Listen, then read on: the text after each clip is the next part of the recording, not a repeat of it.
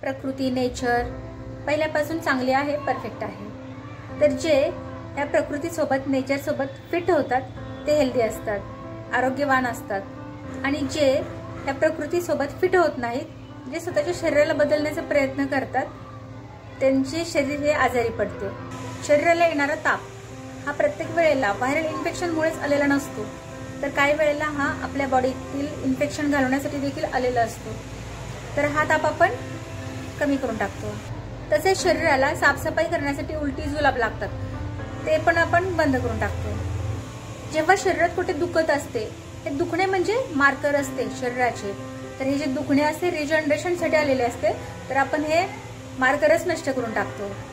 तर शरीरामध्ये अशा होणाऱ्या चिंधीचं आपण बंद करून टाकतो आणि आपण ते बदलण्याचा प्रयत्न करतो. म्हणजे आपण शरीर बदलण्याचा प्रयत्न करत असतो.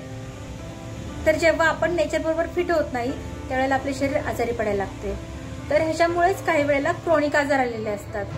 तर हे कशामुळे आलेले आहेत, तर जेव्हा आपण नेचरच्या बरोबर फिट होत नाही, आपण आपले शरीर बदलण्याचा प्रयत्न करतो, त्यामुळे हे आजार शरीरामध्ये आलेले असतात. डायबिटीज, बीपी, थायरॉइड, लंगचे काही आजार, अर्थरायटिस, असे बरेच काही क्रोनिक आजार आहेत. ते कित्येक औषधोपचार करून देखील बंद होत नाहीयेत, उलट वाढतच जात आहेत.